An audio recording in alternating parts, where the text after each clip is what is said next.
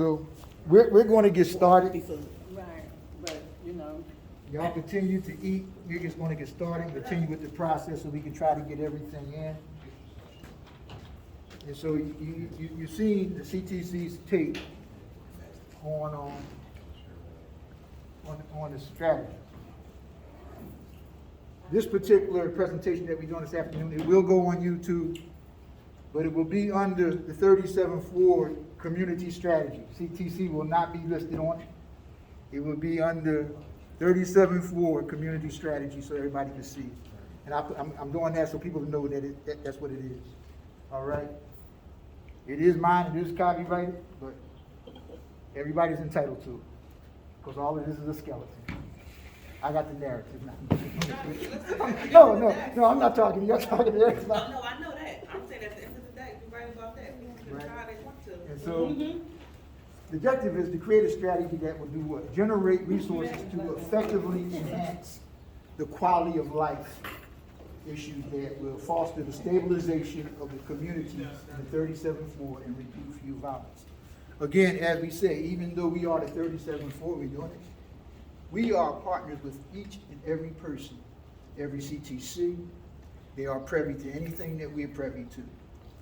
And so we want to work with you that are on the other side. I know you like going, you throughout North Philly. We want to be able to work with everybody to be successful at what you do. It's a give and take, right? And so, now keep going. Come back to the wheel. You see that wheel right there? That's what I want. And so, I asked her to slip a couple of things because I wanted to get here first because I wanted us to understand who is the community. A lot of times when people talk about the community need involved, they're talking about the residents. But the community, the residents are only one part of the community. Everybody in here ever rode a bike? You ever had your spoke become unbalanced? If that one spoke bent, their wheel did not operate properly. The community is the hub. That's that sprocket in the wheel. And then these are the spokes. See, the residents up at the top. up at top, they're only, I got them at top because they the first. Residents are the first spoke of the community. Block captain, block reps, another spoke. Politicians and law enforcement, another spoke. Community-based organizations, RCOs if you want to call it, but community-based organizations encompass all of that, right? Business and corporations. And we're going to look at each one of these and how they can help us achieve what we're trying to achieve. Financial institutions, cultural organizations, sports organizations, recreation centers, institutions of higher learning, schools, churches. Now, the one thing that I don't have on there, I don't have government, the municipalities, local, state, and federal. Now, I got to add that somewhere down the line. But I don't have that on there. But they're included in the process. You'll see when we get to that, you'll see they're included in the process. But I wanted to come here because I wanted us to understand who the community is. There was a question. How do we look at community specific? How do we relate? Are we looking at the overall? Are we looking at things just generic to 37-4? Again, 37-4 is just one piece of the puzzle. We're looking at how, as far reaching as we can be.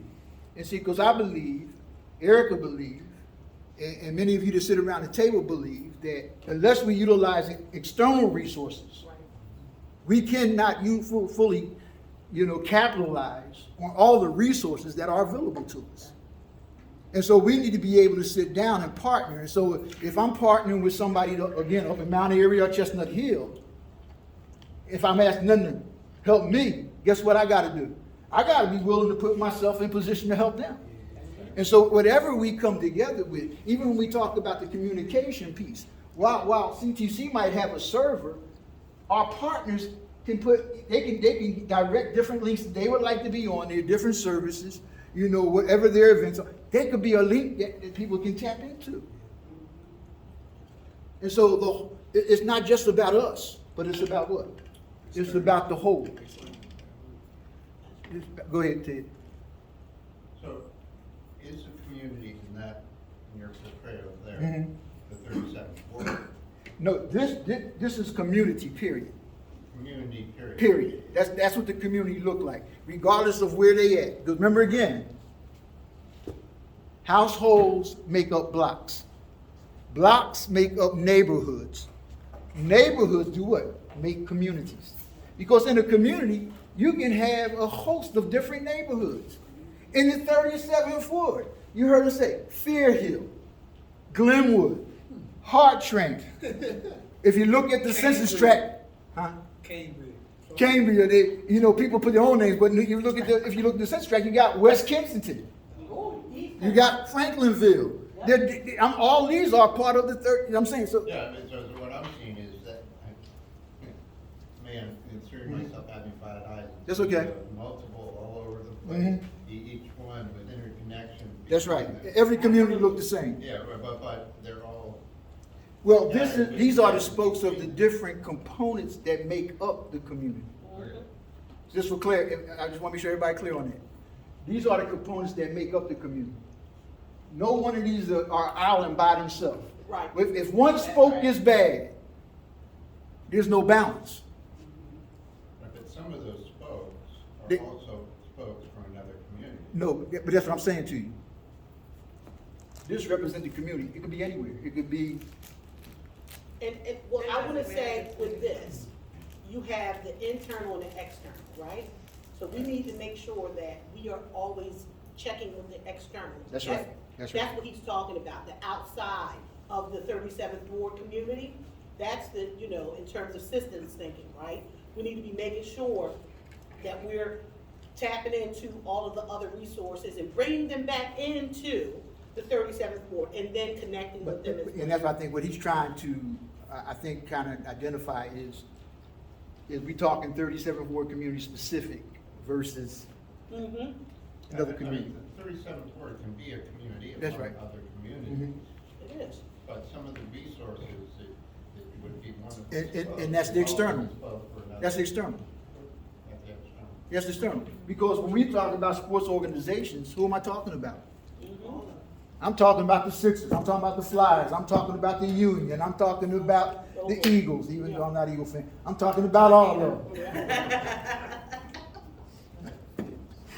She gave me a look right there. I'm not. I ain't no fan to no I said you a hater, so. I ain't no hater, I like somebody to play. I just like the organization. I don't like the way they do it. They showed us bad films when I was in junior high. And so, but it is. Our community cannot be successful without the externals. That's right. They cannot. There's no way for us to be successful without the externals. That's why we say we're inclusive when we try to invite everybody in. Because later on, you're going to see how each one of them play a role. And it's not just, you can take this tool and not just use it here, but use it anywhere. West Philly, Germantown, you can use this model anywhere. Once we start digging into it, y'all see what I'm saying in the next hour. But this is what we can do, so now we can go Go back. Mhm. the other way.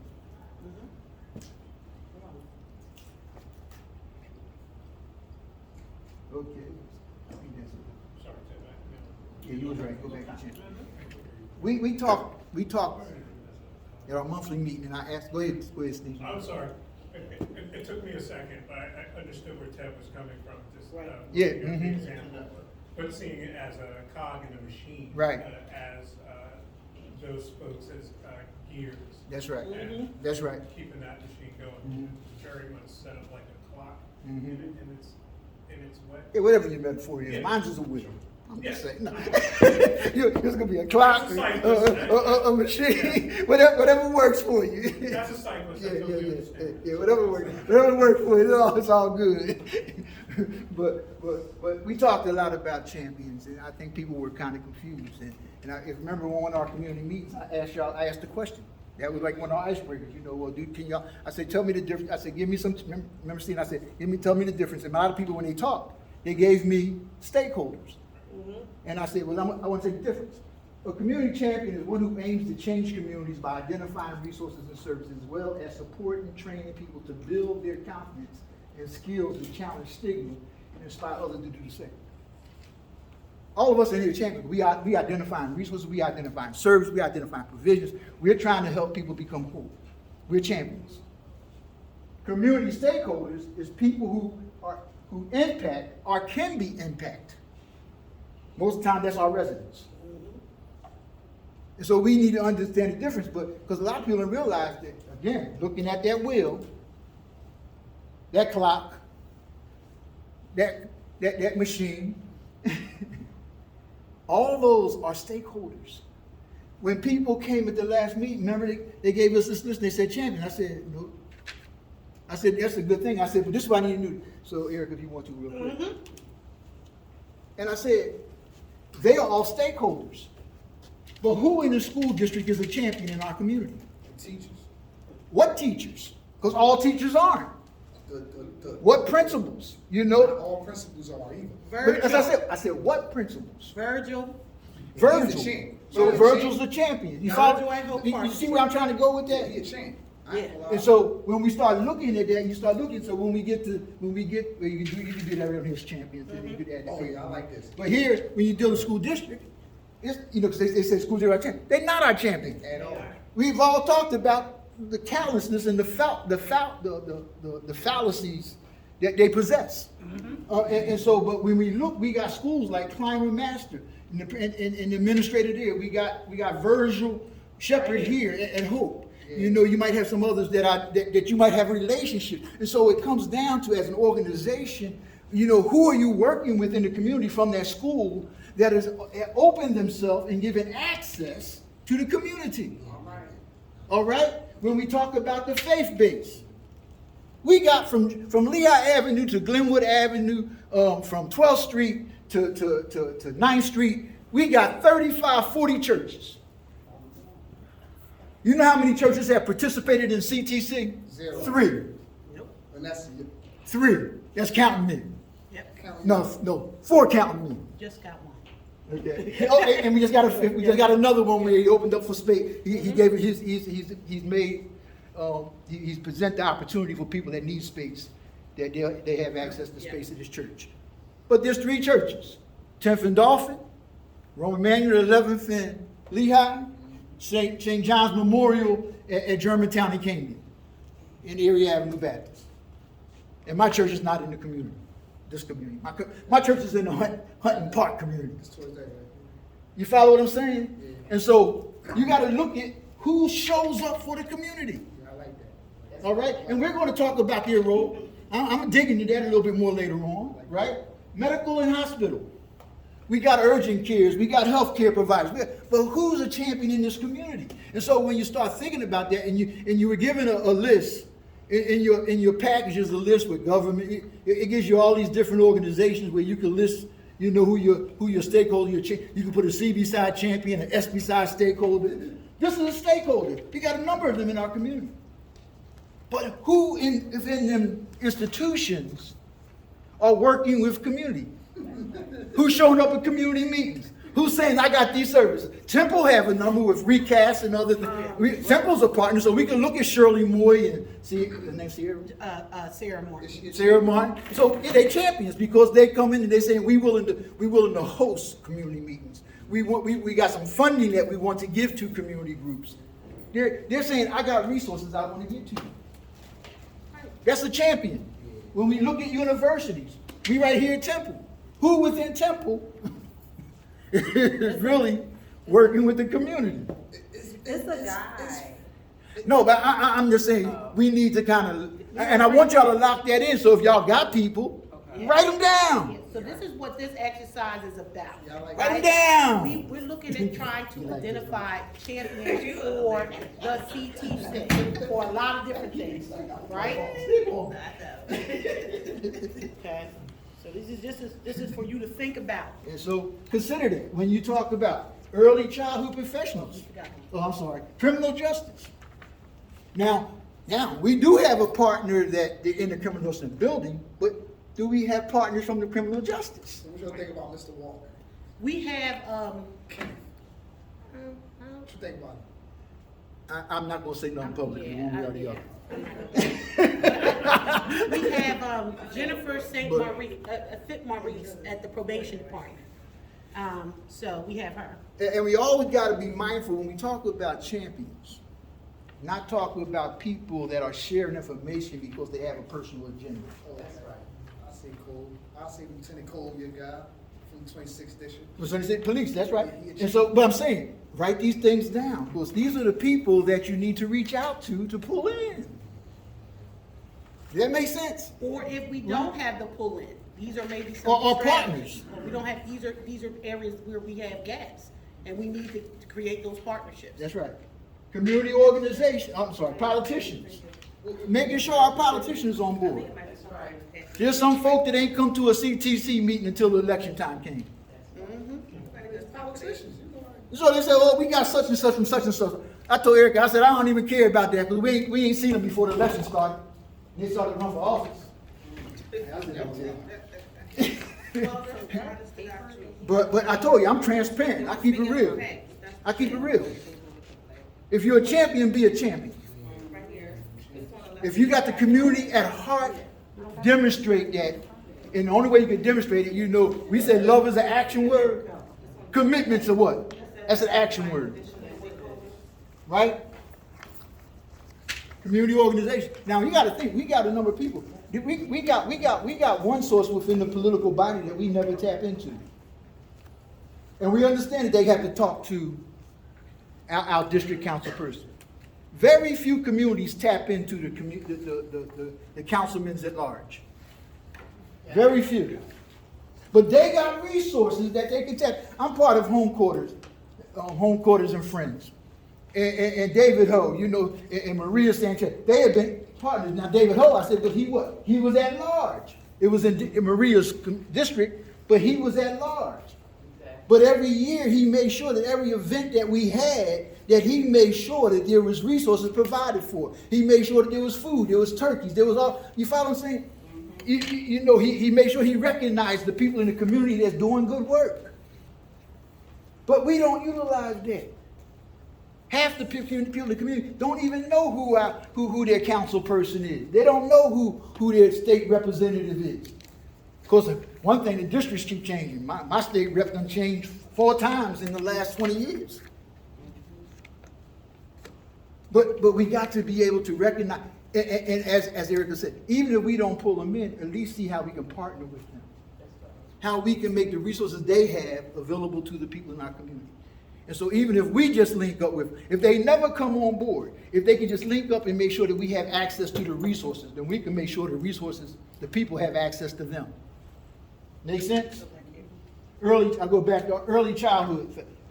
Every other block. Go ahead. Can I offer something? So I found out about this website. Sure. And you can find out all of your politicians Mhm. from local, state, federal, Committee of 70. Yeah. Committee of 70, yeah. Everybody needed to know that. Yep, Committee of 70. The website is 70.org. Mhm. 70 what? 70.org, Committee of 70. SEVENTY.org. You just go in there. I'm not sure you gotta go into one of the menus, but. You got to your go into a address, million, yeah, you go into a million. And it'll give you every politician that is responsible for your constituency from local, state, federal. You can put your address in, and it will let you know all of your representatives on each municipality. Yep. Thank you. Right. Their email addresses, office telephone numbers. Yep, you can email them. Yeah. Email, they respond to email. They do. We have a child care center.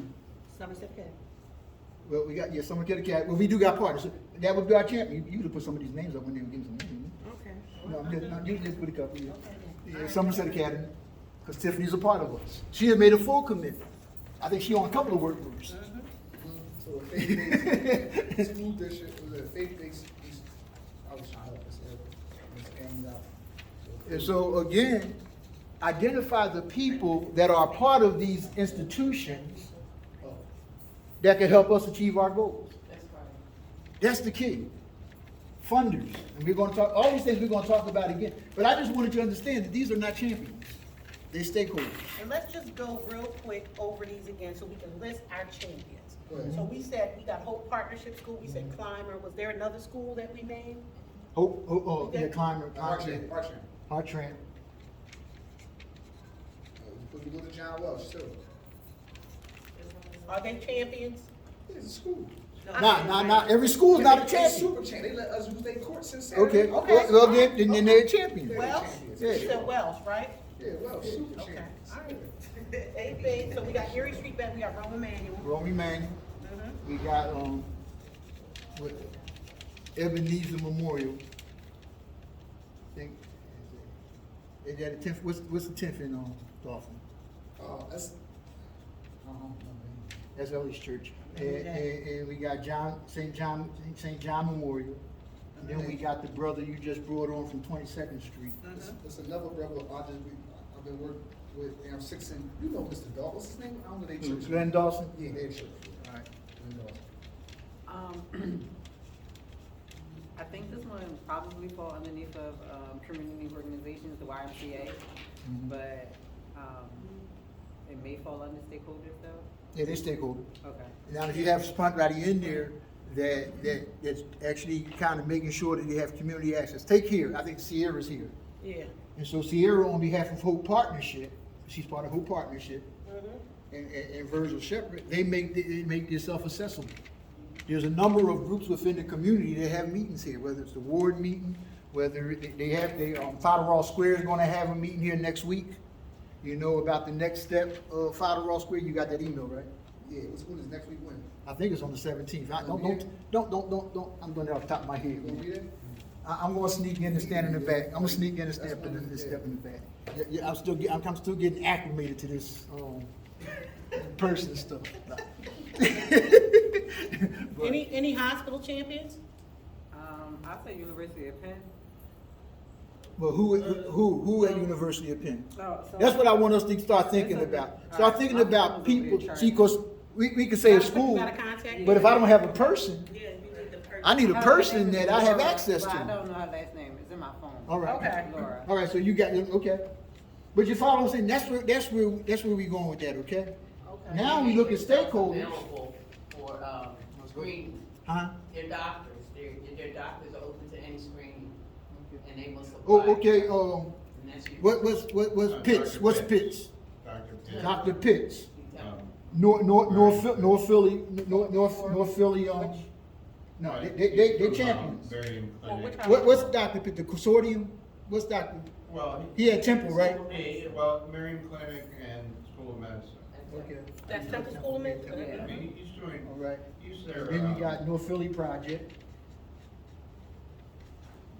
the van person. And again, everybody in here is champions. And Norfolk Project deals with the Children's Hospital. Yeah, I just said, oh, yeah, St. Chris, Children's, not, Children's Hospital. St. Chris? yeah, It's St. Chris. St. Chris, yeah, the one, yes, on every year. And they also deal with the gun buyback. We work with them with the gun buy. They're very active at the PDAC meetings. For those who don't know PDAC, that's the Police District Advisory Council. They're very active there. And so we look at that. And I said, there are some council persons that have been active in the community, themselves as well, because when we had Maria had, Nana was always, on our calls, she was at meetings, without election, she was at our meetings. You know, Ketsi Zada was doing some youth forums and stuff that we were working together. And so, those are champions. But stakeholders, now who are stakeholders outside of it? We got some more stakeholders, probably need to just change that to stakeholders and just. Yeah, I'm good with this Okay. one. Okay, so stakeholders, any other stakeholders? Yeah, Blazing Flavor. Anybody else in the community that, Yeah, You might- People that we might need to reach out to. Yeah, Blazing Flavor. Okay, Blazing Flavor, that's down the street, right? Yeah, yeah. business, right? Yeah, that's right down Germantown Avenue.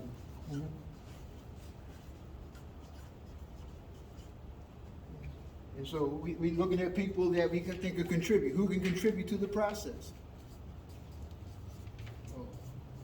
I was gonna look at the wheel, but the wheel was gone. I'm writing things down. All right. Yeah, full of abundance, that's cool, yeah, that's what I was gonna say. Share food. Go ahead. Is that the same as full abundance? I think, Yeah, no. Blues Food Babe share or Foundation. something like Who? that? Yeah, Blues share. Babe It's called Foundation. share. Blues Bay, Blues Babe Foundation, that's, Jill Scott's nonprofit. okay. Blues Babe? Yeah, Blues Babe Foundation. And I know Frontline Dads, they have an after-school program. Yeah, I know Frontline. Now, do y'all see any redundancy in some of the things that's going on here? What you mean redundancy? You know. When I say redundancy, So we're looking at our far, stakeholders, which is a composition from that. But now when we get to what organizations represented in our targeted area, they're also stakeholders, aren't they? But And these so- organizations not stakeholders, right? They are.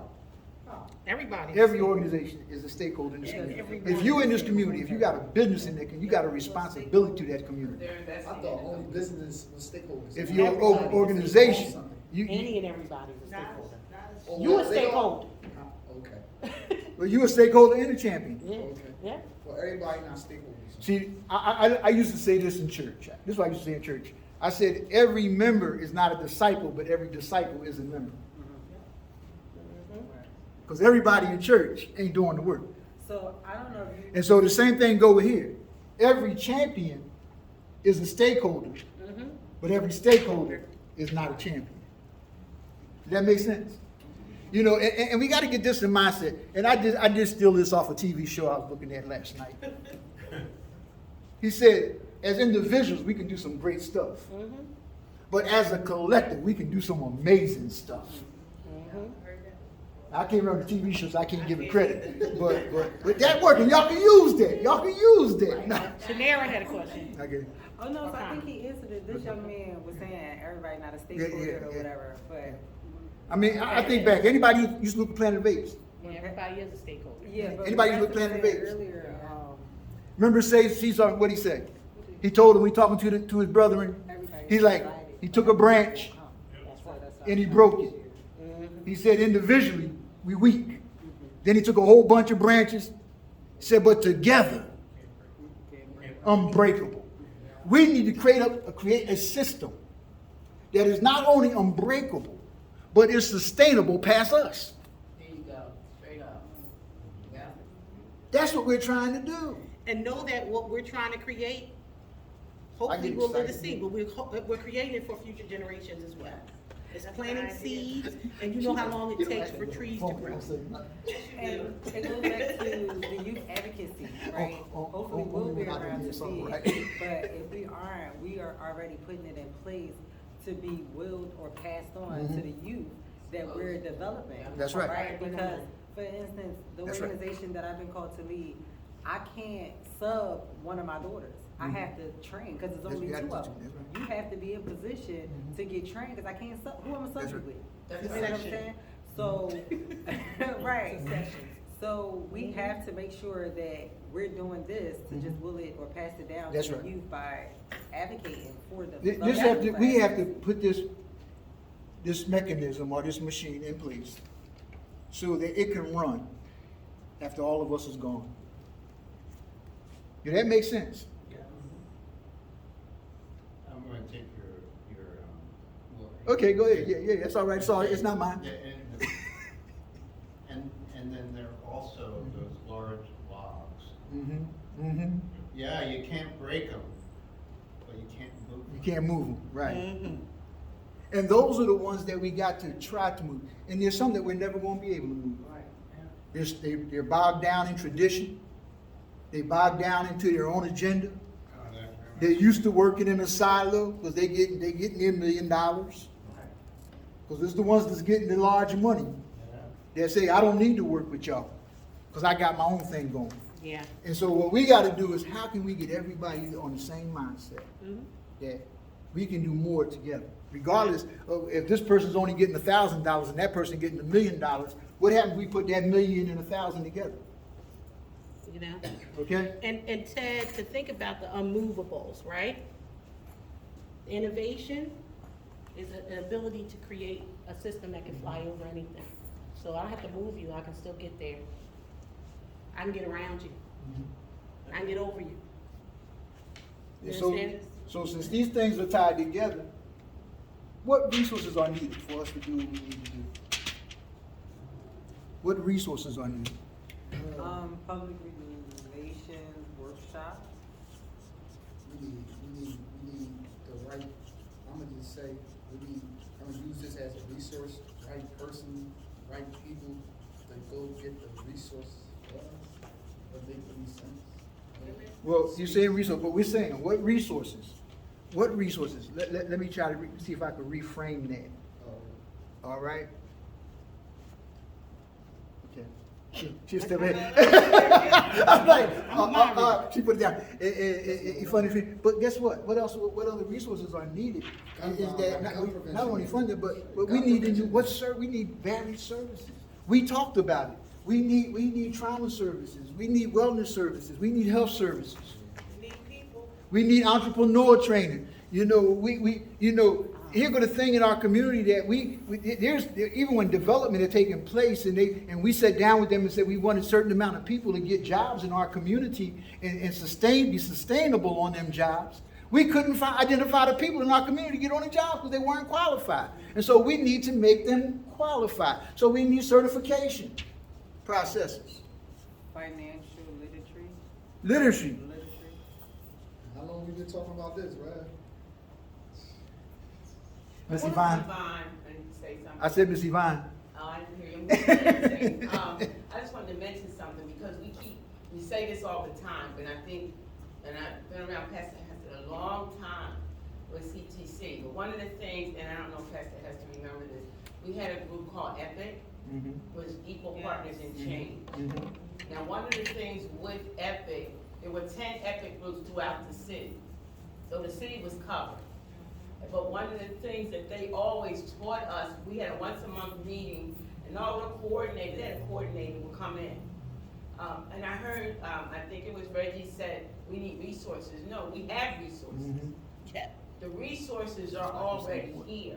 But what has happened is people have stopped doing, participating, being a part of, and they became apart from. And one of the things, which to me is just like, not so much starting over, but this is what we used to do. Right. Mm-hmm. We used to sit down and brainstorm and come together for certain areas, and then everybody would meet once a month that was in all those areas. And then we would sit there, and then we had the training sessions. I heard Pastor Hudson say, you know, what do? We bringing people in. I tell people all the time when I do my workshops, I'm training you to take over my job. Because the bottom line is, we ain't gonna do this all the time, but how do you empower people? You gotta be willing to show up. I'm glad to see Reggie, I just asked about him. And, you know, but the bottom line is the resources are here, that's not our issue. But the issue is collaborating and partnership and doing all the things. We have all of that stuff, so how do we make sure, okay, I'm gonna do this, and I think he talked about the workers group, of us coming together and empowering people and be willing to teach we used to say each one reach one, teach one.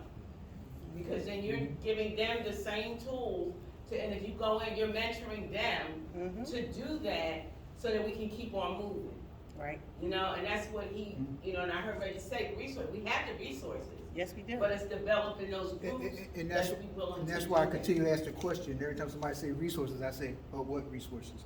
Now, here go Keith. Who are we trying to reach? The community. No, who are we really trying to reach? CTC process. Who are we trying to reach? Somebody help me out here. Your young folks. The young folk, the youth. Right. And so what do the youth need that they don't have in place right now? Mentorship. Conversation, But- somebody willing to listen. In space, because we need accessible space. I wanna say consistent Consistent. Right. Yeah. mentorship. Yes. Yeah, Now- not dropping. Now, Yvonne, when you were speaking, Reggie started laughing. You know why Reggie started laughing? Tell her why you start laughing, Reggie. Every time him and I have a conversation, I said, I'm preparing you to take my place. It's funny, I'm like, I've been around Pastor Hester a long time, see, and I say this all the time. I came over here on this side for CTC because we couldn't get it started on the other side. So Shirley Mansion? Yes, and I'm just keeping it real.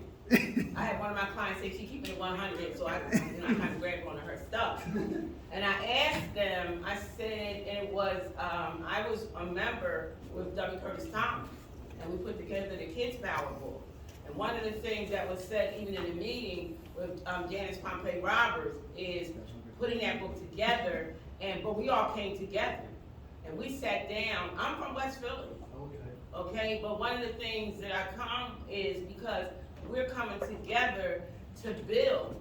Because I ask about you all the time, because you're that young person, you know, and it takes other, you know, us having this conversation, and then you saying, okay, and I heard you say, I need some help. Well, we're here, but the bottom line, if you don't show up, we can't come and say, That's right. do this, Reggie. That's right, We need your voice. that's right. So that you can say to us, that didn't work for me. It's not working for me. So what can I do to make it better? Which means grabbing everything. They talk about inclusion. I'm part of special education. They won't reach out, so I reach to them. I go and I'm working with the Pennsylvania School of the Deaf because they don't know how to come out. The people and the children, they're sheltered because the parents have sheltered them. So we have to, you know, unless you say the voice and make us accountable. If we didn't do it, but you said you want to do ABC, you didn't do that. So how do you make us accountable? By making us accountable. That making sure that you address the issue that we brought up, you brought up, and we said we would do, and we didn't do it. That's right. And And so, that's how that works. and so the key is what she just said, as we talked about all these things, as we talked about the individuals that are stakeholders, I see. As we talk about the individuals that are stakeholders, is that how do, like you said, they might not gonna come to us. How many people get emails and that we've invited in, but they're not coming in? But everything, and we don't like to say it, but everything is relational. And so you gotta use the relationships that you have. If people see you excited and they're like-minded, you can bring them in. They will become a part of it. But sometimes you got to, as Sister Yvonne just, you got to reach out to them because they're not gonna come to you. Go ahead. So in terms of resources, I was gonna add free tutoring, but as a component of mentorship. Okay. So it's a sub to mentorship. Well, That's what I'm saying, it's a sub to mentorship. Yeah, like, because what I like to see is, like, oftentimes when mentorship is discussed, there's like conversations around like social emotional learning, certain life skills. So what I want is, what I would like, what I think would be helpful is if there were people that could like really like roll their sleeves up, get their hands dirty, and sit down and like help somebody with their like chemistry homework. Like help somebody with, because oftentimes what happens is well-meaning people will say, will try to like give like pep talks to try to motivate children to do better in school. But what children actually need is for somebody to like sit down at the table Walk here with them. for this hour, this 45 minutes, I'm gonna help you with your chemistry homework. We're gonna go problem by problem, step by step. I'm helping you with your geometry. I'm gonna help you with algebra 2, right? So that often, I don't see that as much, so I would like for that to be like added. Remember we into talked the about mix. being clear on our goals. Clarity. And so when we talk about mentorship, and let me just share mentorship from what I think is our perspective. I'm talking about something like what I do with Rick. I'm talking about being able to she said consistent, being able to walk with them, to talk with them, having that constant dialogue with them, giving them life skills, listening to them, helping them walk through some of the situations that they're dealing with in their life. You know, giving them tools to be successful, but not just showing up, but doing things with them and being able to have that me and him talk for the most part once a week. Because you know what If you don't reach out to me, I reach out to him. Right. What I've noticed is that like the pep talk is cool, but I think the pep talk becomes even more beneficial if there's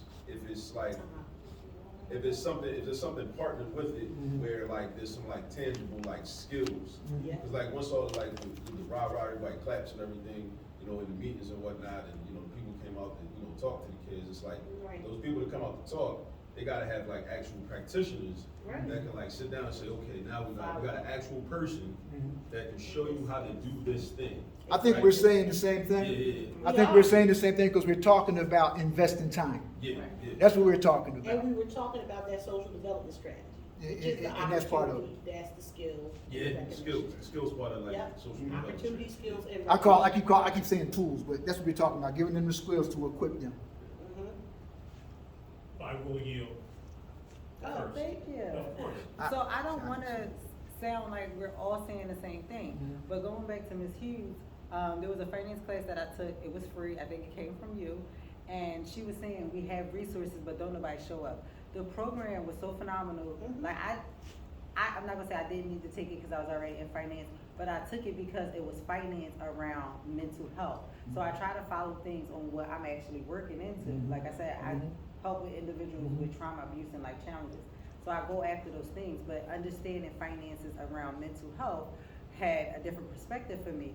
It was incentives in that program. I got opportunity to open up a bank account with a union. They give you money. They match every $20 up to 12 months. You get opportunity for home ownership and things of that nature. You know how many people showed up to that program? And I pulled people who always talk about, I'm broke, I'm broke. Don't show up. At the end of the class, which was last Friday, it was 5 people. But I was the only one who attended that entire, I think it was like 16 weeks, but it was phenomenal. I missed one day. Everybody else came, you know, in spurts. So they really didn't get the foundation of it. So going back to, we need resources, we need that, we have it, but like Ms. Hughes said, we need y'all to come out Taking and advantage, get it. taking advantage of it. Because, I'm sorry, I'm gonna say this, lastly, that program is going to run again April 20th, but it may, if people don't consistently show up, what happens? They have to keep data, how many people show up, enough people don't show up, so they stop it. Now we don't have what we say we have. And how many of us, like I think in the beginning, around 10:05 when you got started, talking about finances in school. We should be knowing about finances as early on. All right, thank you. Oh, you point one. I just wanted to mention something to, what he was talking about the math. Now, one of the things, and I think Pastor Hester said earlier, what colleges are involved. Well, there's an area called community-driven research grant. And one of the things they do, they have 5 colleges in the city of Philadelphia that are involved in this community-driven. You have to put in an application, apply, and out of the maybe 150 applications, 25 people get chosen to do these posters. And you have to put all your information down on the poster. I got one out of the 25. But it connects you with 5 colleges that you can get money from. And we're the only one that can apply for the money Okay. out of 150. All right, Mr. Brother Steen. So, to your point and to your point earlier, I guess we were talking about your youth group and the merits and merit based. I wrote down incentives That's right, and benchmarks. that's right. And You we're know, gonna you talk about offer that it- in a few Right, minutes. okay, so if we're gonna talk about it in the future, I'll leave that. There was a word that you said in the first half, Go ahead. which was intergenerational. So a lot of the discussion that we're having right now is we're talking about intergenerational. We have to have an intergenerational exchange. It's where it is, where we're passing along our knowledge and understanding, our tools, getting and gaining back from our youth as we talk to them, as we engage with them. Because as we're looking to be have successors, we need the benefit of what they know now, so that when we are ready to take off our mantle and pass it on, we've already, in some way, shape, or form, incorporated what they have. Right. When we push it on, so that transition is smooth. And I wrote down intergenerational exchange equals survival and Yes. sustainability. That's right. And that's the one thing that we're looking at in terms of our communities. It's not just young folks and That's right. on one side and That's right. older folks on the other side. There has to be an intergenerational exchange, because we got Gen Z or Y, whatever generation it is, and we have boomers over here, but in the middle, there are definitely folks who we're looking at a ladder of succession. We're not looking to skip over a generation, because there are some folks here that are old enough to know, and both, right in the middle. And there's some folks that, that need to know.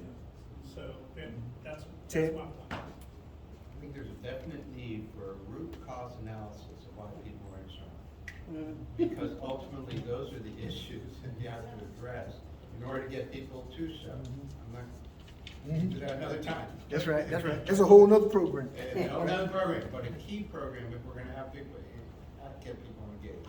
Yeah. Reggie. Just add to what she said, initiatives, you know, just having initiatives, we have like workshops or circles. Well, he said incentives, yeah. Incentives. Take home, tell them, Yeah, incentives. I share. And so, and we're trying to really move this along, we're diving in, so that's what I tell you, we're gonna get into some work. And so, but these are all the things that we need to look at, these are the things that we need to, like you said, we need to guard this in our mind, so that as we go out and look at resources, we need to be looking for resources that do what? Meet The needs. the needs. And so I talked to Lil, and Reggie and Erica was the only ones that here that was part of that first orientation. And we had some of the same things, but we also had a lot of different things. Unfortunately, and I'm gonna take the weight, I'm gonna tell you what happened. I don't sound funny either, right? I went on vacation, and I had the list of all the stuff from the first orientation that I was gonna type up while I was on vacation. And I never typed it up, and I think I left it in the corner at the resort.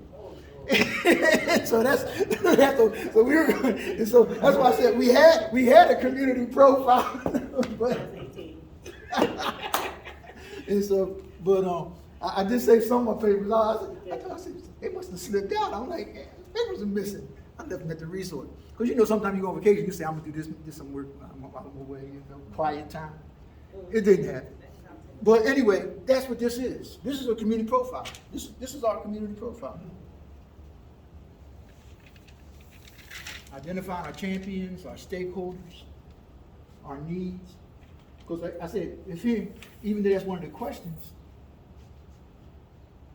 that's okay, if that's one of the questions, then you know the organization represented are part of the stakeholders. Yeah. And so that's an inclusion. One piece of this that's gonna be infused into this process is the data. So this is, like you stated, we talked about that last week in terms of maybe really taking a hard look in that data analysis work group to see, what's going on in the 37th Ward from a statistical standpoint, in terms of who's here, in terms of demographics, in terms of income, in terms of age, in terms of disabilities that we talked about. We talked about schools in terms of performance and, whether or not children are meeting their thresholds, health disparities that's going on, and that information is available to us. So that's a piece for that data analysis work group, but everybody will have access to it. And so in your package, you put this in the package, right? Yeah. In your package, you have what is called the wildly important goals. Now, here's what my hope was. I thought we were going to have a lot of the same people that we had in last meeting. So my hope was to do this within the work groups. Because if we did this within the work groups, guess what we would have walked out of here with? At least 3 goals to step forward. Now, I'm going to walk y'all through what this is. Right? And so, Reggie, you remember this. We were getting ready to do this right before the pandemic hit. So, you see what our goals was, and the pandemic hit us the month before. All right? Well, here goes. This was one of our first ones. You remember this, don't you, Reggie? Yeah. And so, our wildly important goal was a youth advocacy council. We want to identify 8 to 12 plus youth to serve on the council and CTC by April 20th. Ages 8 and up. That's what the group came up with, right? That's our goal. That was our goal. Now, what is our current reality? Our current reality, Ted almost touched on it, a lack of participation of people under 25 years old. Ethnically and culturally diverse community. That's our challenge, our current reality. We are in a very diverse community. And it's hard to get the collective on the same page to work towards the same goal, right? Here go, and that's just our current reality. That's all I'm saying. The other one could have been uphill. Our current reality is a lack of space to perform the programs. In our area, this gym is the only gym, and that's ran by PAL, right? There's no recreation center. We have Penrose, but they are what they call a B recreation center. They don't have a facility where you can go and run ball. They got a box that is smaller than this room right here. 12th and Cambria, and all of them got outdoor, but we're not talking. What can you do during the fall and the winter? if you don't have no adequate space, right? Same with 12 again. Our closest recreation center with a full Class A, gymnasium and all, is at Fifth and Allegheny. That's where we used to go. Used to have Hartramp Community Center. That's where they used to go in this area. Well, I used to go there too. But I play ball everywhere they play ball. And so, but we don't have that access. Now, we got another gym, and I'm trying to get access to that for Reggie right now. I'm talking to Philadelphia Suburban Development about that, because at Liberty Management at 10th and Lehigh is the old YMCA, the old YWCA. Yeah. Used to also be Southern Homes, but they got a full remodeled gymnasium in the back of it. But I'm in conversation about that. I talked to him as recently as last week. I'm in conversation. And so now, here go our obstacles. I just said, lack of facility and center. That's our obstacle. 50 years or their willingness to listen. Remember, we talked about that. People of a certain age, I know it all. But we don't know it all. We have to be able to share and listen. And the key in all that is to do what? We got to learn how to listen. I'm talking about the 50 and over. That might not mean none of y'all. All right? And we only can do that by doing what? Incorporating the youth input. But that's obstacles. We can't get the youth to come to the table. One thing I know for sure, I've seen it, I've done it, I've worked around youth long enough in my life. Youth bring on other youth. If youth are excited about something, they're going to bring other youth in. Yeah. I share with Reggie, everybody might not play basketball, but some of them guys playing basketball got sisters and brothers that might want to do other things. They might want to play chess. They might want to play checkers. As far as we had a drill team, we had a dance squad. There's other things that we can do to learn. The educational component. Because there's some people that might, the STEM program. How do we direct them to the STEM program or the PAP? You see what I'm saying? And so we got to incorporate them. Small group participation. That's what we're talking about when we talk about work groups. We have a hard time getting people to come to the large group. And so the work is done in them small groups, where this real dialogue can take place, where it's not just people reporting, but people are actually brainstorming and gleaming one from another. But that don't happen in our community. I'm just saying that's an obstacle. Availability and accountability. I think that goes to Ted's point where he talked. He said something. It was something that Ted said. Root cause analysis. Root cause analysis. That goes to your point. Lack of availability and accountability. Because people can't take accountability. There's no accountability. And it starts from the top. It starts with the leadership. And again, if we say we're going to do something as leaders, if we say something we're going to do as an organization, we got to do it. If we say, well, we got a program going and we're at such and such place at such and such time, y'all come out anytime and y'all see my program in action. Guess what we better have going? Because if you got people that's coming out that's interested in helping you and lifting you up, and you ain't there, accountability. I'm just saying. And so this is what you see on that paper if y'all pulled it out. It's on the board though, obstacles and challenges. But I'm giving you some input. I'm doing this so y'all can know how to do it. Because you can do the same thing, and no matter what work group you in, you do the same thing. Identify what you're trying to achieve. Look at what our current realities are. Look at what the challenges is. Now we get to lead measures. That's the critical success actions. And so what our measures is, we want to identify and initiate youth dialogue by, that's the benchmarks. Now we get into the benchmarks. Got a date. First we want to identify April.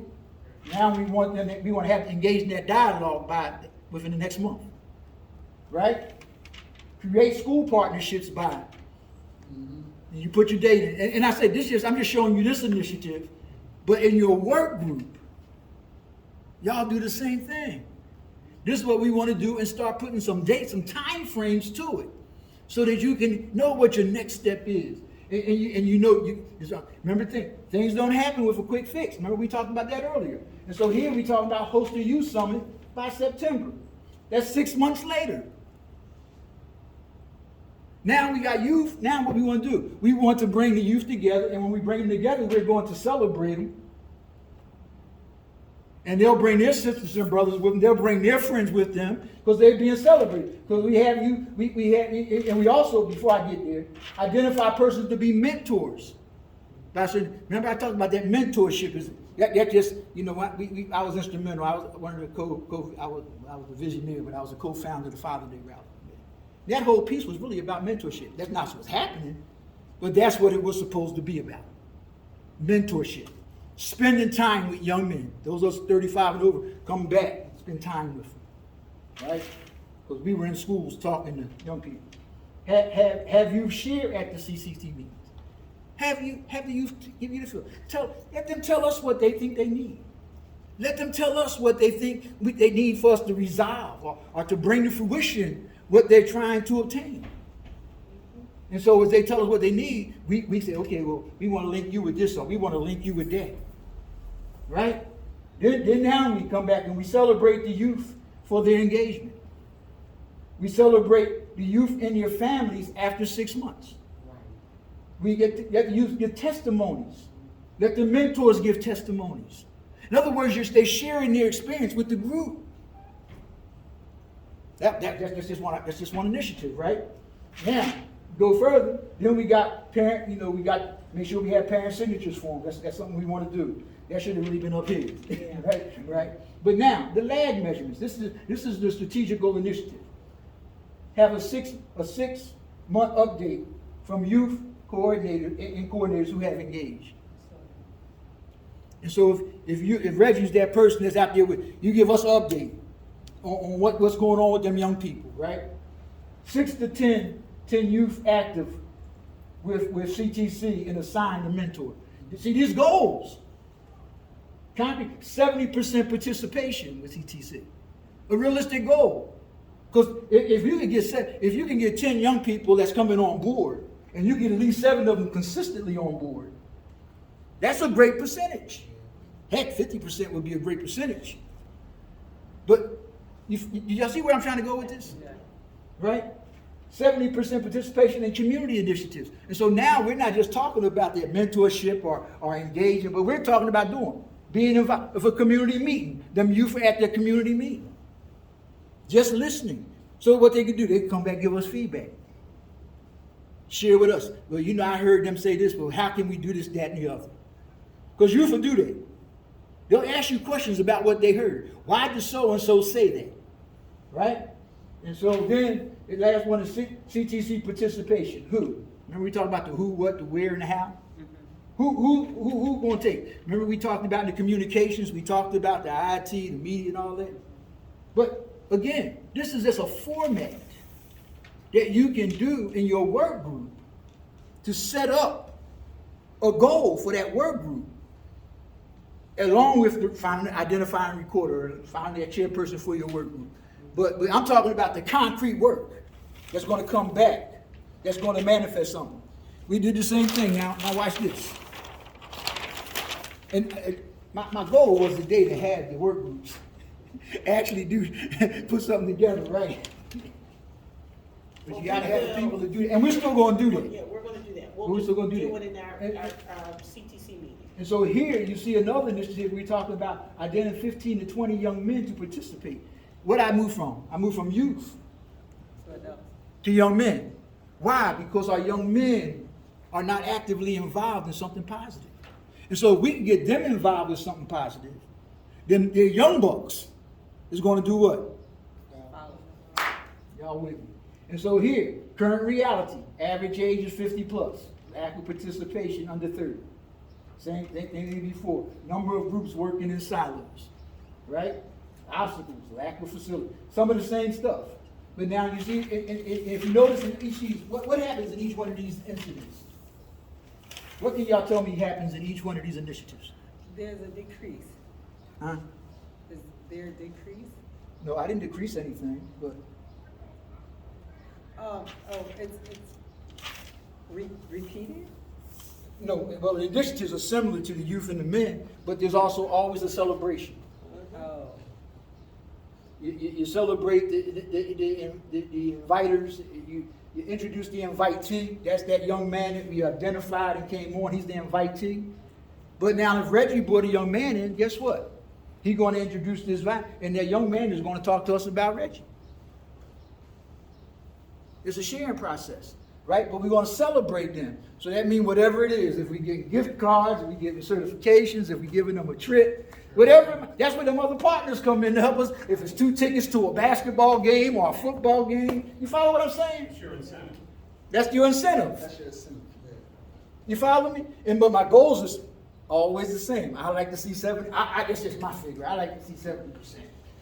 All right? Let's go. So everybody got that. And so this is something that you have in your thing. And so just think about a plan within yourself. And so that when you get back in your work group, you already have some input already in place. Did that make sense? Yes. So if you got 4 or 5 people that got ideas and you got like an agenda, now, how do you mesh that together to make it what it need to be? Right? And so now, implementation of the shared vision. Remember we talked about the wheel, the cog, the clock, right? This is that. Now go ahead to the next one. Now we're going to dig into how each one play a role. And so when we look at our social development strategies, and these are the things that we've talked about. And so we ain't got to go over them again, but we're going to talk about it. What opportunity can be created for young people to be active participants in the community? We have talked about that. What will have to be kept in mind to ensure that this opportunity is available to all young people in the community? Are there potential barriers for certain groups of youth? Remember again, financial, income, what level of, their household, income barriers. Transportation. Geographics. Yep. Because we know that some people ain't going to cross, people over here ain't going to cross over Lehigh Avenue. I used to get blamed when I had my youth role model program. They blamed me. They said, especially when the drugs change sides. They like, Reverend Hester, it was 2 sides of Germantown Avenue. You remember when it was 2 sides of Germantown Avenue? If you was on this side, you ain't go on that side of Germantown Avenue. But in my program, I had people from the whole area. And so now I done messed up their boundary line. Now I got both sides in my program. Because we ran 2 different, we ran a youth role model program, but we also had a basketball program outside of that. And so where we had over 300 kids in the basketball program, we had this 50 kids in the youth role model program. And so some of the people that was playing basketball was in this program, but everybody was in this program wasn't playing basketball. Because remember I said, we had a gospel choir, we had a drill team, we had a dance team, and all these people danced at different Power 99 events. Our youth went to every Power 99 concert from the time they started until they started charging. Because then that's when they did away with the tickets. Remember they used to give away free tickets? Powerhouse. My kids went to 18 of them. But you see what I'm saying? Incentives.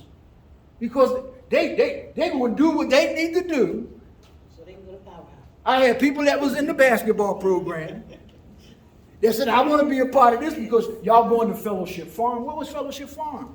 Well, we won't talk about that later on. We talk about retreats. Fellowship Farm is a leadership retreat where they take youth and they teach them leadership and team building concepts. Something that adults need, but we are teaching them young people. And we used to get 2.5 trips. I say 2.5 because when they say half, because you were partnering with somebody else on one. Yeah. And so we partnered with Susquehanna Neck on the other side of Broad Street, right? And we partnered with Hunting Park CDC. And so our youth would come together for that one. But then we had 2 where we just had all our youth that was doing these team building and this leadership training. But you had to do what? You had to have your merit. You had to attend a certain amount of meetings. You had availability and accountability. Right? And so that's what we do. What skills would the young people need in order to be successful in opportunity? We've talked about that. But we also need what? We also need the young people to talk to us about what they need. I talked about vision boards versus, back then I had my young people doing dream boards, dream sheets. Now we call them vision boards. Do a vision board with them. And that's that small group. What you like to do? And then after they tell us what they like to do, now we go reach out and identify the people that work in them areas, them professionals, them athletes, and bring them in to talk with them about the tools they need to get to that point. I just get excited about something, so y'all excuse me. What skills would the host or supervisor need in order for this to be a successful opportunity for our young people? Who would ensure that the host and the supervisor have those skills? Again, making sure people have the proper qualifications. Know who's working with the youth. As a youth leader, a person that works, everyone needs to have their background. You need your child abuse clearance, your criminal background. You need your, at least the two. National Sex Abuse Register. But you need to have them clearances to work with children. Because if something go wrong, Yeah. it could be very detrimental. So you need to have them things in place. But you also need to, if you're saying you teach, you need to be proficient in the thing. As she talked about the mental health and the training. Remember I talked about that last week. Said, you know, there's so neighbors networking for neighbors and behavioral health, and community behavior. They get so many trainings that are free for us to get certified. Yeah. Take advantage of it. When the police did the critical incident stress management, I got my certification. I'm like, it's free. Guess when they did it the second time around, it cost $50. But I already had mine. I went when it was free. Yeah. Nah. But I'm saying, we got to make sure they take advantage. So if you're talking about dealing with trauma, you need to have some certifications around trauma. Yeah. You're free. I'm just saying, that we got to think like that. We got to know who's working with our young people. It's a lot going on. Yeah. And so I just now talked about that. Who would teach these skills to the youth? What resources might they need? How can young people be recognized for that? If we talk about that celebration. You see, I'm just repeating that stuff right here. I just went over it all in the initiative. What standards for the participants' behaviors would need to be communicated to the youth during the opportunity? Again, ground rules in place. Now you heard me talk about them demerits. Let me tell you what we had. Our youth had what we call the sergeant of arms. And so if you spoke out of place when we was in that meeting,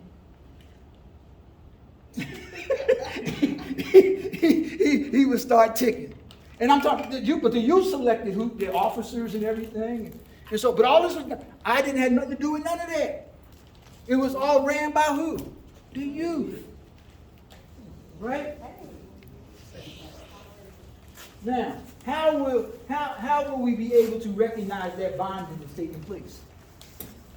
We need to be able to see what's going on. That's why them updates are so important. So that if there's a crack, we can mend that crack right away. Right?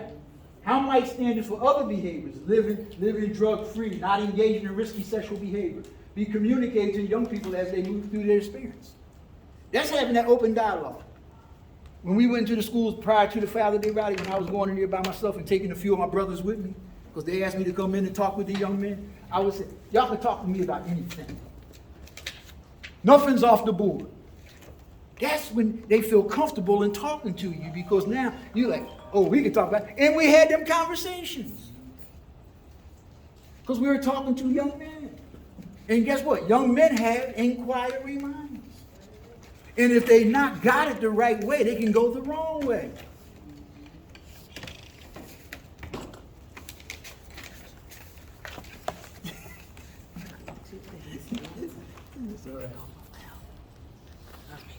I'm going back. Go ahead. All right.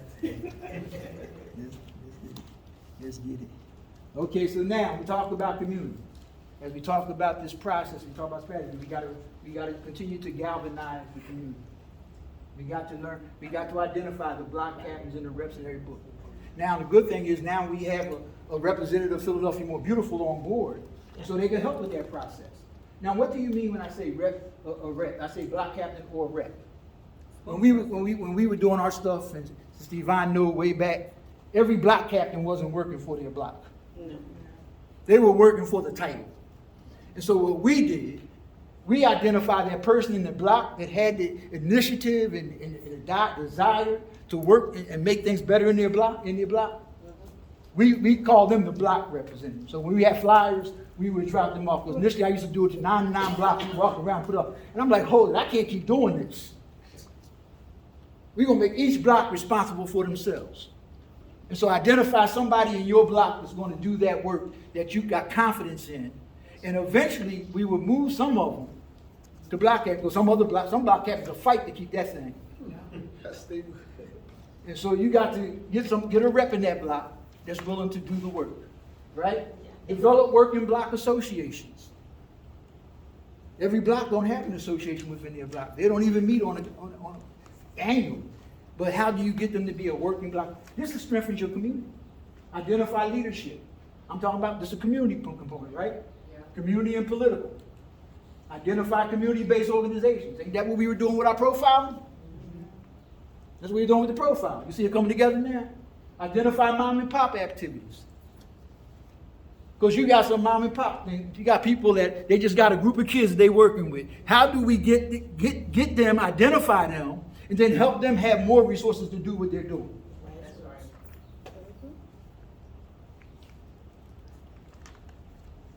Again, all the stuff that we already were doing, that's what we were doing here. Identifying business, stores, financial, identifying institutions, identifying church and faith-based, identifying available activities and resources, develop town watch groups.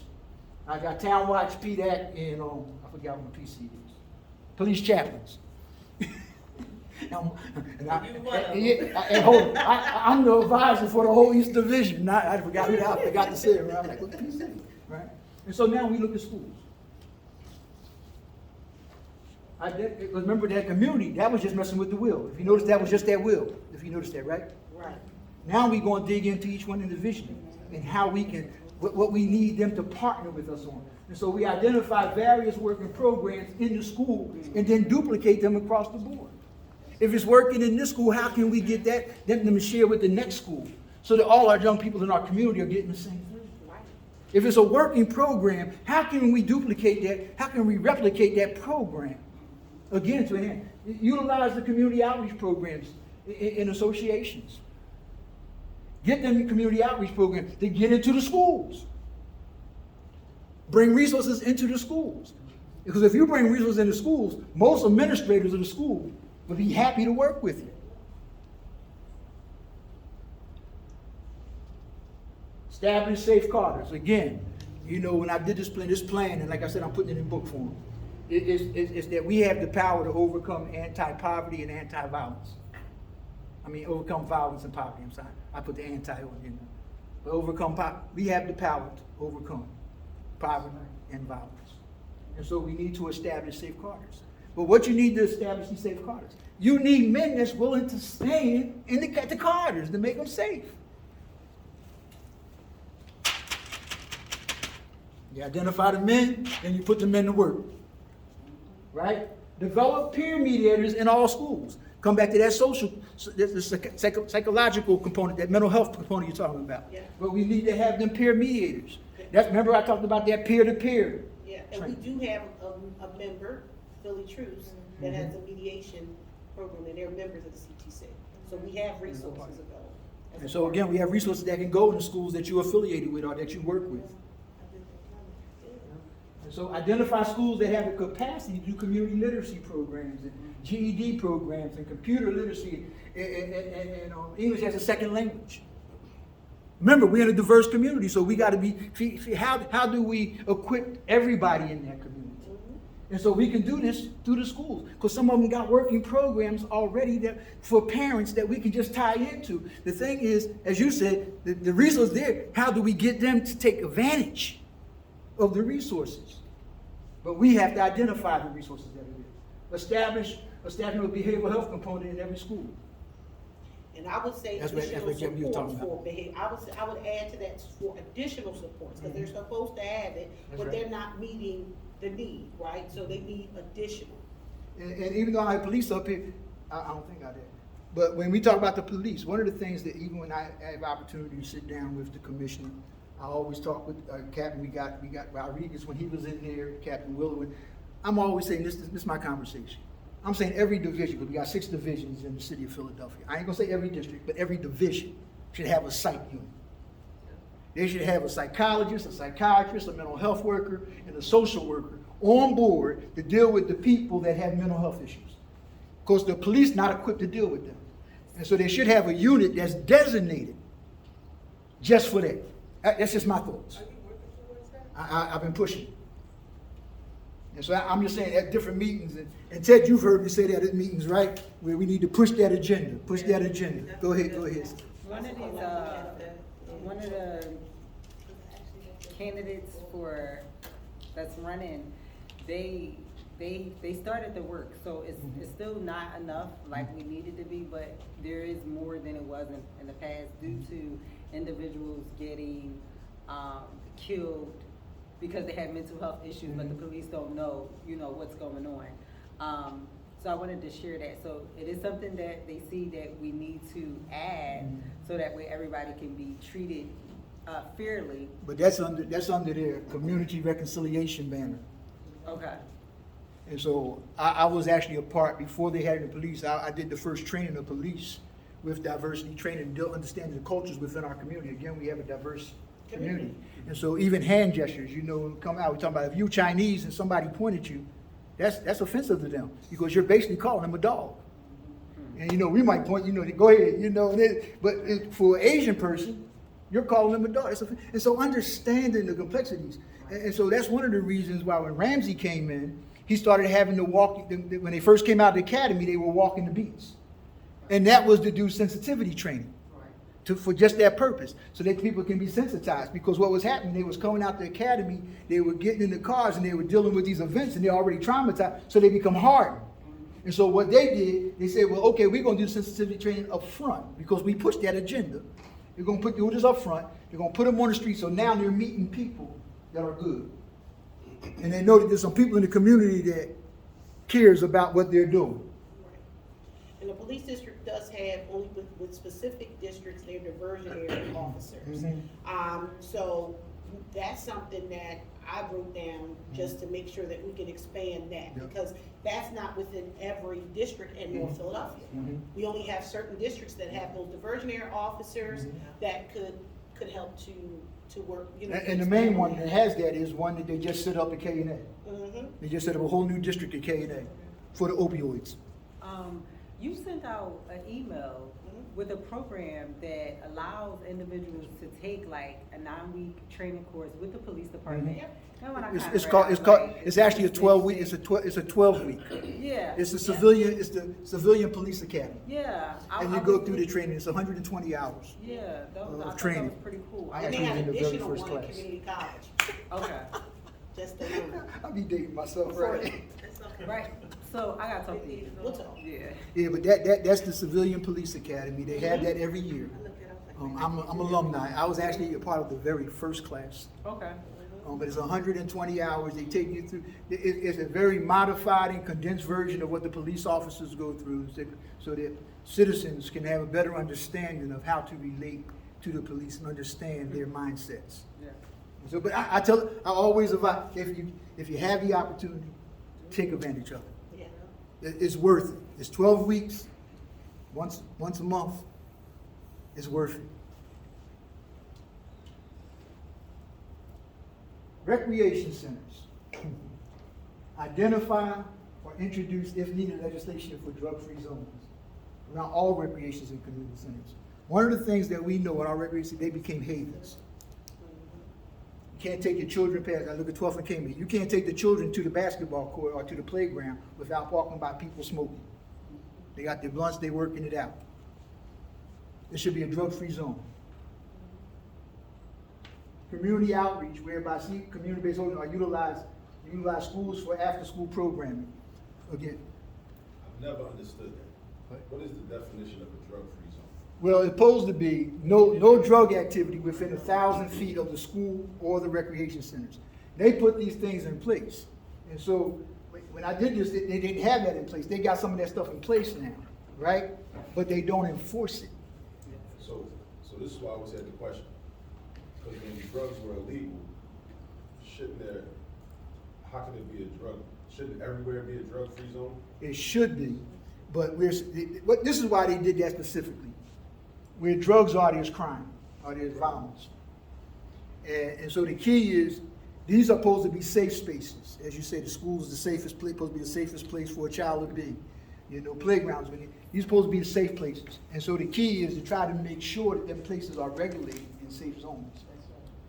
And so, because people are going to do what people are going to do, as you know. I don't care where you go and what community in Philadelphia, you're going to find some folk that's out there doing what they do. You're going to still have open seals. All that stuff is still happening. But there should be some places that are set aside as a safety net for our young people. And it's to discourage. It's really to discourage. And when we talk about those risk factors and the community norms, you know, we're normalizing some of this activity for our young people. So as they grow, again, this is what they think this is the norm. This thinks this is acceptable behavior. You know what I mean? So when we think about our community norms and what we want for our communities, we have a lot of say, right? We can make sure that we can push these types of agendas. So, and this is still going back to being a repeated conversation, right? It's okay. I have to say it because I'm thinking it, so please excuse me, but my program right now only work with individuals 18 and up, but I'm being driven to the youth, right? If we don't start with the adults that's in their lives, right, we can feed them, pour into them, but when they leave and go back home, they're back into the environment that is poison or toxic to them. So it makes the decision making a little challenge. Do I listen to Ms. Gaines because she's positive, she's pouring into me, or do I listen to my mom because that's my mom? But my mom is toxic. Remember what I said earlier? Stabilizing. We got to stabilize the family. We got to give them parents. We got to give those within that home the same tools and equip them. Because if we're just dealing with the youth and they go back into that same, as you said, toxic, I mean, we talked about that earlier, that toxic environment, everything that they've gotten here is thrown out the window. And so that's why it's important for us to stabilize the whole family. Because we got to make sure they're equipped so that when they go back, they're not going back into the same environment they came out of. Because we're working with their parents. You're working with their, remember, caretakers. We're working with their guardians. We trying to help them make sure they have the tools. We trying to make sure they have the resources to make sure their home is what it need to be. Yeah. 70% of the resources that are disseminated right now from the communities that care, they're not for you.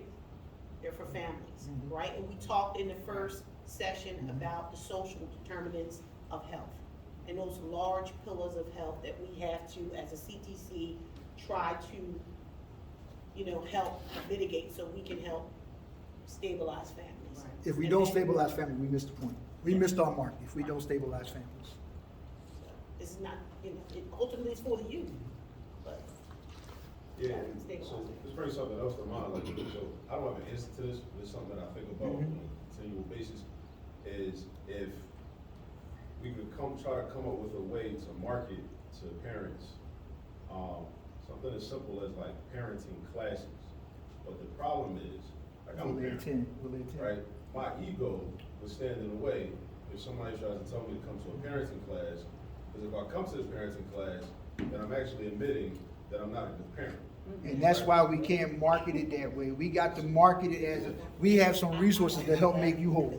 So, and then the thing is, but see, well, I think I'm mature enough to understand that it's still a lot, like, I got a 17-year-old son, I got a 3-year-old son. There's still a lot of things I still need to learn about being a parent. And I think also, we tend to think that, well, I'm 19 and I just had my first baby, so I need to learn all this stuff about parenting. Like, parenting is an ongoing thing. It's like, it's a lot of stuff, like, I didn't know nothing 17 years ago. Right. And it's still a lot I don't know. 'Cause like, and I'm looking Each like, child is different. Exactly. Each child is different anyway. And the environment and the society changes.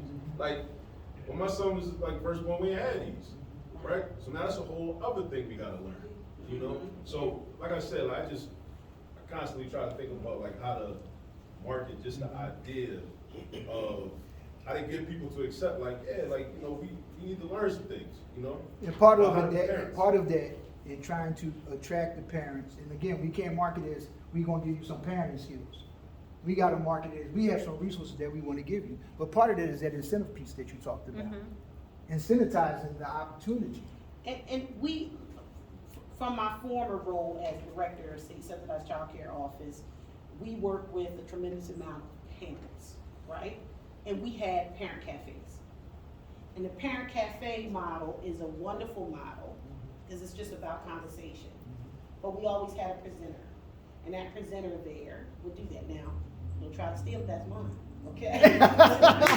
See that, Corinne? She like that, that's mine. And it's now used Yes. by the Department of Behavioral Health. Yes, it is.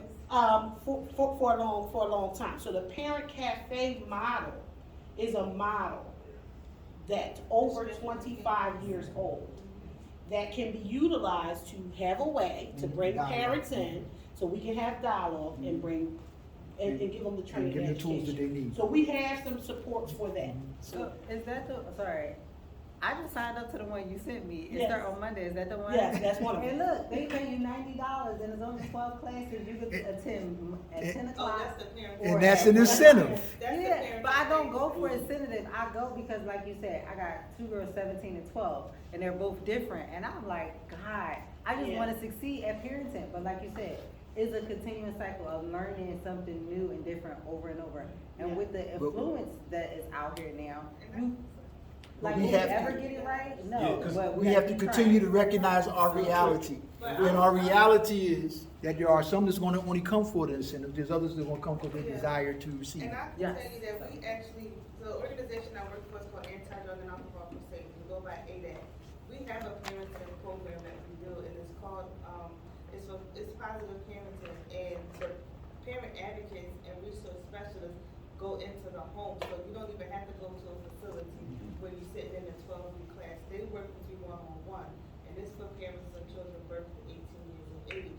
So there are other types of parenting programs that are available, and it's a voluntary base, so there are programs that are sent that we go to, that we recommend because, or the court said you have to go to this, but this one is completely voluntary, like the one that Erica said. Yeah. And so, you know, that's another resource that a lot of people may not know about, but it is available, and so. All right, that last thing is, I wanna try to move, because time is getting ready to run out on us. I tried to make sure everybody was able to share their thoughts, even though they should have put it in the parking lot. You told them to raise their hands. Yeah, I told her that too. I just tell you right there too. But the other part you see on there where I talked about, take it back for just a second, where I talked about community-based organizations having the opportunity to utilize schools for after-school programs. That's something that we don't have. So if you have schools, because we don't have facilities and we don't have that space, we have to create partnerships. And one of the things, you know, for the 17 years that I ran my program, I ran it out of Clymer School. And the city of Philadelphia paid for my space through the recreation department. Recreation department has a grant where they take care of the costs if you partnership with their school. And you just tell them what days you want to be there, what times you want to be there. And so, but we have to become more, you know, have more initiative in making sure that happens.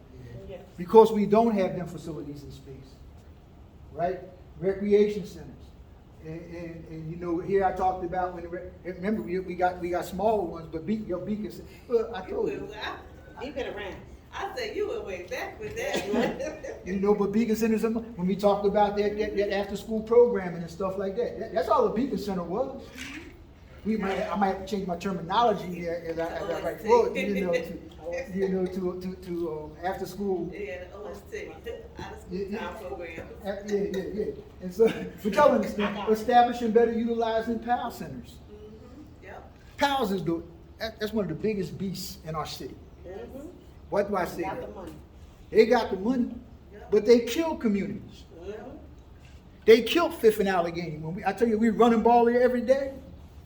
When PAL took that over, if you were 18 or over, I actually had to work out a deal for us to do basketball twice a week. We did it twice a week, and then we did another lead on Saturday. And that's only because the recreation department stood behind it. But see, the thing is, with PAL, and they got so slick with it, that when you're 17, they put you out. But see, this is what we're supposed to have with the PAL. I'm gonna tell you how this is supposed to really materialize. When you go through PAL, you go there till you're 18. when you turn 18, they supposed to really push you over to the Police Explorer program, which is 18 to 24, as they prepare you to become a police officer. But see, the community's got to now negotiate time to even be able to utilize it. And so we got to make sure they become more community oriented. That's an agenda that we have to push, that they become more, assist community in establishing alternatives. That's what we've been talking about. Thanks for bringing that up. Churches. Identify all the churches in our geographic boundary. Then identify activities, days and time. Now, this is where it gets slick, right? Identify activity churches would like to engage. But this one right here is the one that I really like when I say get slick. We got to identify certain programs provided to the community. Because every church does not open their services or their programs to the community. Every community, every church is not a community-oriented church. It's about the four walls.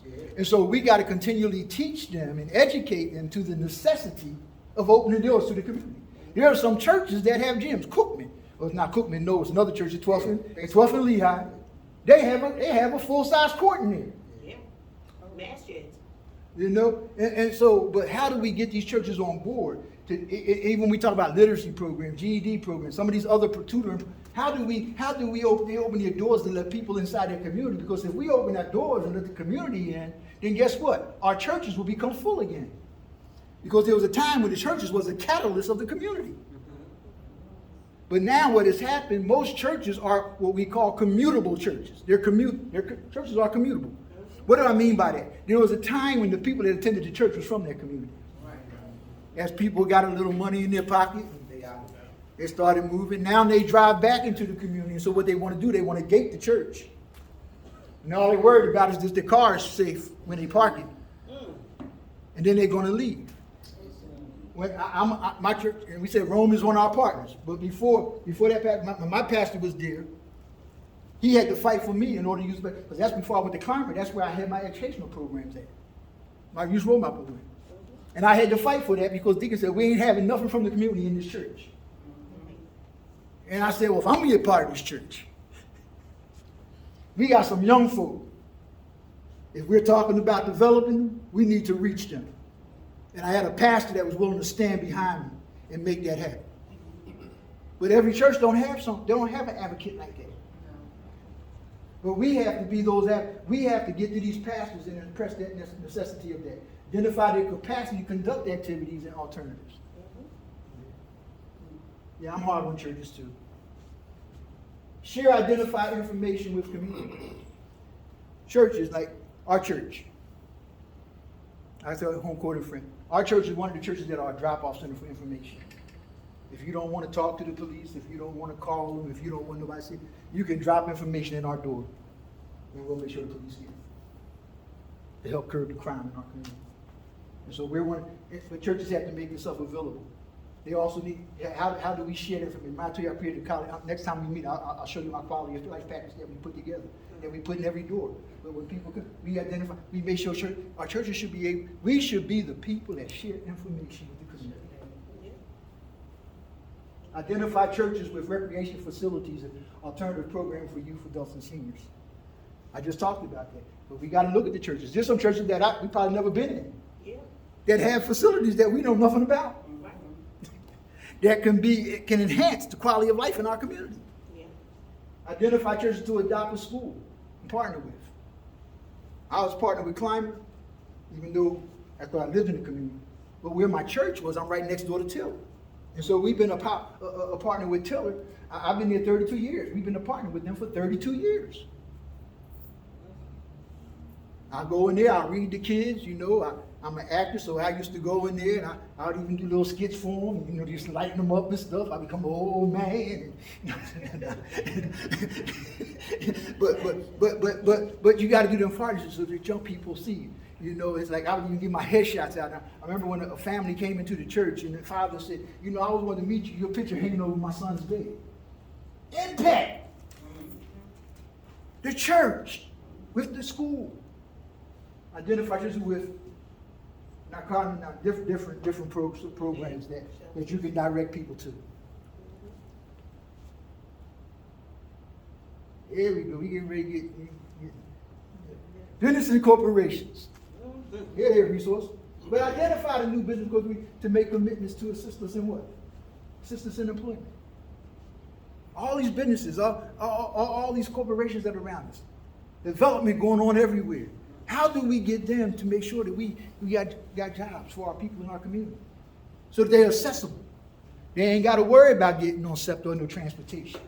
But they can walk to work, get paid. Internships that we working on. But that's what our business is. Local 1199, right? That's a corporation. That's a business, right? Community programs. This is what people don't know. And I think I can get financial institutions that want to say the same thing.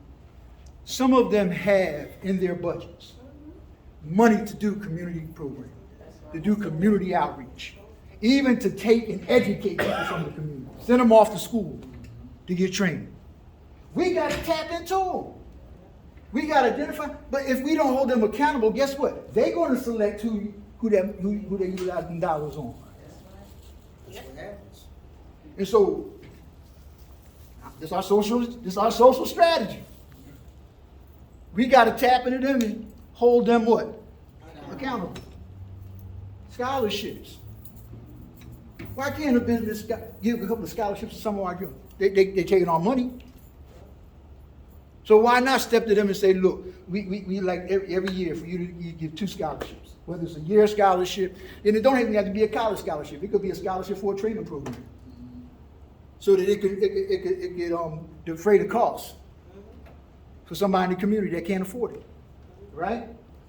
Promotion of a drug and violence-free Philadelphia. Look at their funding, make community a budget line item. Where there ain't none, we ask them to do something. When developers come into our community, and we get to sit down with them developers, you know what we ask them for? We like, look, we need y'all to put a budget line item line in your budget that said that every year you're gonna give our community X amount of dollars for program. That's right. We gotta just change our thinking. Financial institutions. Identify all financial institutions in our community in city and establish a partnership with them. That's what we're talking about, the same thing we do with business. You're going to see a common theme here. Identify their community obligations and initial services. You can go on their websites. Look to that community. You pull down the menu, look at and see what come on, I'm just talking to y'all. Yeah, that's the truth. But we got to do our homework so that we can present it and then challenge them and hold them accountable. Say, look, I got this young man in here. I need y'all to do this and this with them. Wells Fargo got, they used to send they sent the brother from Lower Tioga. They sent him away. And he did a 2-year program. Came back, didn't do nothing in the community. He took what he got, went to another community. Because that's what we do. But again, we need to teach our people, our young people, as they get this experience, as they get this tool, that they become equipped, that they don't take that and go somewhere else, but they give back. They reach back, and as you say, each one reach one. Identify funding. I said that. Continue. Obtain a commitment to assisting community development. Guess what? In their budget, they got money to help communities in community development. They got money for economic development. A lot of us don't know that. But we got to hold them accountable. We got to get them to support our youth alternative programs. And we need y'all to pour into it. See, because we're going to need some of them Visa cards. Right? Small scholarship and tuition programs, which I talked about the same thing with businesses. Right? Employment opportunities. Community block grants for homeowners. They have that in the city now. Ms. Yvonne, remember, they didn't have that. Remember, I pushed for that. And I told them, I said, look, y'all got these folks, if you make $1 over the poverty level, you don't qualify for nothing. That's right. I said, these developers come in and they putting all these buildings up and our homes still like that. I said, look, let's create a block grant. And they did one in the last 10 years. They've done it. But we started that process 25 years ago. We said, this is what we need y'all to do. We need y'all to put some money in the pot so that when y'all doing that development, if this house needs some electrical work done, they can do it. If they need their facade redone, they can do it. You follow what I'm saying? And so while you doing all this other stuff, you making the homes that are around your project least look Right. uniform with what you're doing. That's right. I'm just talking about changing mindsets. Youth bank accounts, we talked about that earlier, right? Getting our youth in the banks early. Institutions of higher learning, this is where it get real tricky. Y'all might agree with me on some of this stuff, y'all might not. I'm putting it in my book anyhow, right? Scholarships. Look at what scholarships are available. Allocation of dollars for students of achievement in respective communities. Let's look at some of our young people. And the main thing, some of that falls on us, some of it fall on their parents. To make sure they put them letters of intent in. That make sure they fill out them applications in the proper time frame so that they can qualify for scholarship, so they'll have options, right? Commitment to afford apprentice certifications to those youths that are skilled and do not desire to do reform.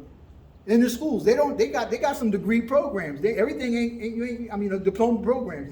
They got some certification programs. Open that door and give a certain amount of slot to the people in the community. This is part of our strategy and how we got to move forward. And I'm trying to hurry because time running out. Commitment to secure. Now, this is where I say get tricky. Y'all ain't gonna like this.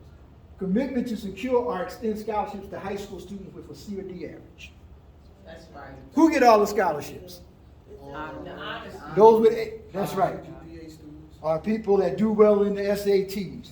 We got to push, and I say right here, youth with a desire to go to college, but their grades are low to average. We got to push them, because what happens is in our community, and not just ours, other communities, we get bogged down with student loans because after they come out of high school, they still want to go to college, and so now they got to get financial aid. With that financial aid, they got to take out a student loan, and so now they're in debt after they come out of school. And so what we need to do, and I said this C or D, nobody said this C or D. I was an athlete. I played for LaSalle University. I played baseball for LaSalle University. In my first year, my freshman year, in order to play ball, I had to maintain a 2.2 average. Of course, my average was a little higher than that. But that's all I had to do my first year. That's a D average. To hold on to my spot. Second year, I had to do a 2.9. Third and fourth year, you had to do a 3.0. That still ain't nothing, is it? But there are people that want to go that can do that. I'm talking about athletes. That's what the athletes got to do. I had to do. Not now. NCAA.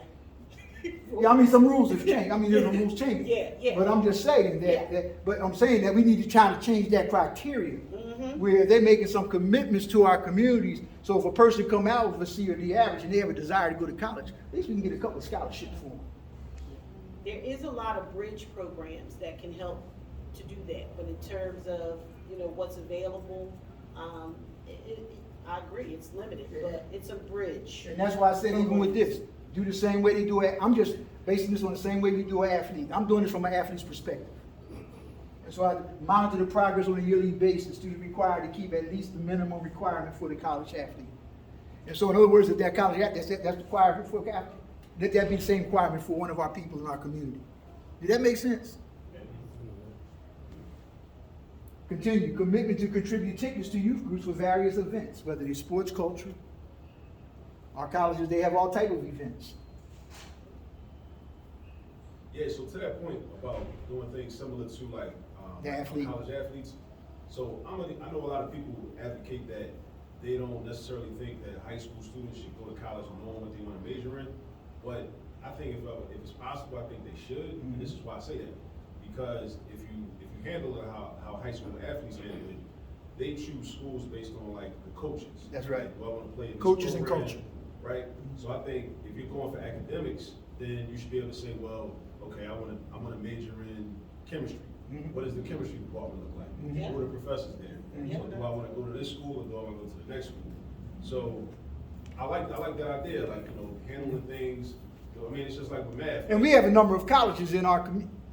And we have some support, and we have a champion at LaSalle, so It's like if I want to major in accounting, okay, Yeah. who's in your accounting department? That's right. Because I think it gives you more agency as a That's right. student, where you become, instead of just being like, well, I hope they accept me, it's like, no, I'm bringing value to your campus. That's right. Okay. So I want to know, is this campus the best place for me to be? Like, who do you have teaching? That's right. Right. So should I go here, should I go there? Instead of just, because a lot of students, even myself when I went to college, I was just like, well, I had no concept of like who the professors were. I'm just like, I want to get on this campus. None of us did. And I think it's like, I think that we should start to tell students to, be more specific in terms of like the selection process. Well, I think that you would be a great candidate for our youth work group. Akia, so I want you to think about it. I want you to think about it, because these are the types of things that's gonna happen in that work group. And think about some things that we might be able to put together to help some young people. And basically what you're saying, we have opportunity, if we can get these higher learning institutions on board with a couple of guys. So I think you got a couple over here at Temple, you got a couple of LaSalle, you got some in Penn, Drexel, you follow what I'm saying? And so now they have an option because we got at least 2 slots in each one of them places. Yeah. You see where I'm going with that? Yeah. Well, we gotta push that agenda. Yeah, we have a connect, I have a connect for our CTC at LaSalle University for its students who reside in the city of Philadelphia to be able to go to school for free. So I'm waiting to share all this information with this youth work group that we gotta set up, and all of these resources and things, and this is a lot of money. This is an endowment that has been set up for LaSalle University that is going untouched, and the coordinator of this